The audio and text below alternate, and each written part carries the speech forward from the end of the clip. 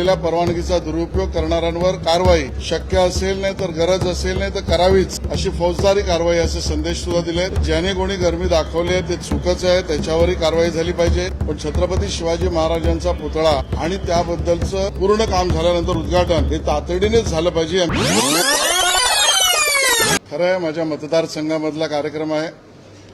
तो कार्यक्रम मतदारसंघातल्या लोकांनी आणि त्याहीपेक्षा पर्यटन विभागाने त्या कार्यक्रमाला सहकार्य केलं होतं। या ठिकाणी दिलेल्या परवानग्या या पूर्णपणे कुठल्याही मद्य विक्रीला नाही।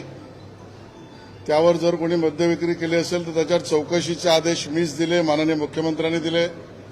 यावर चौकशी आणि दिलेल्या परवानगीचा दुरुपयोग करणाऱ्यांवर कारवाई शक्य असेल नाही तर गरज असेल नाही तर करावीच अशी फौजदारी कारवाई असे संदेश सुद्धा दिलेत। आणि त्यामुळे याच्यापेक्षा जास्त या प्रकरणामध्ये काही शोधण्यासारखं विरोधी पक्षाला नाही। त्यावर चौकशी होईल, कारवाई होईल, फौजदारी होईल। दिलेल्या परवानग्या कशा दिल्या, कोणी दिल्या, त्याच्यामागच्या अटी शर्ती काय होत्या, त्या भंग केल्या होत्या का, या सगळ्याची चौकशी केली जाईल। आणि विरोधकांनी आणि तक्रारदारांनी मांडलेली भूमिका योग्य आहे।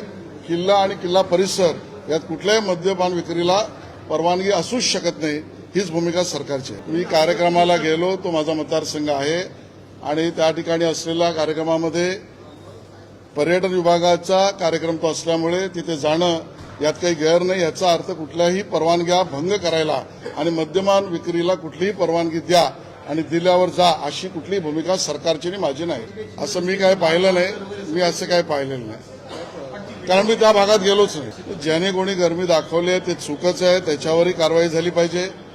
आणि ज्या पद्धतीने परवानग्यांचा दुरुपयोग केला आहे त्याच्यावर कारवाईचे संदेश आणि निर्देश त्या ठिकाणी दिलेले आहेत। या सगळ्या विषयात गंभीर चौकशी होईल। तक्रारदारांच्या भूमिकेवर डायरेक्ट कारवाईचे आदेश आपण दिले। बघा, सगळ्या गोष्टी चौकशीत येतील। परवानगी असेल तर त्याच्या अटी शर्ती भंग केल्यात, त्या कोणी केल्यात, का केल्यात याची चौकशी होईल आणि ज्याला परवानगी दिली त्याच्यावर सुद्धा फौजदारी कारवाई होईल। मला वाटतं दोन्ही नेते शिंदेसाहेब, देवेंद्रजी किंवा महायुतीतले नेते आपापसात चर्चा नक्की करतायत। या पद्धतीने एकमेकाच्या विरोधात लढण्याचा विषयच येत नाही आणि त्यामुळे एकमेकाबरोबर महायुतीत लढण्याच्या बाबतीतला निर्णय आमचा झाला आहे।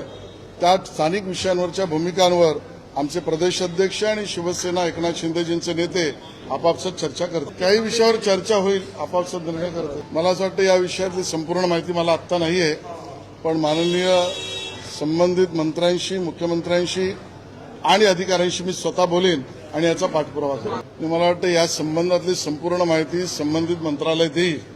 पण छत्रपती शिवाजी महाराजांचा पुतळा आणि त्याबद्दलचं पूर्ण काम झाल्यानंतर उद्घाटन हे तातडीनेच झालं पाहिजे आमची भूमिका। मला असं वाटतं की या संबंधित विषयामध्ये स्थानिक स्तरावर आणि महाराष्ट्राचे प्रदेश अध्यक्ष आणि समितीशी चर्चा करून उमेदवारीचे निर्णय होतात।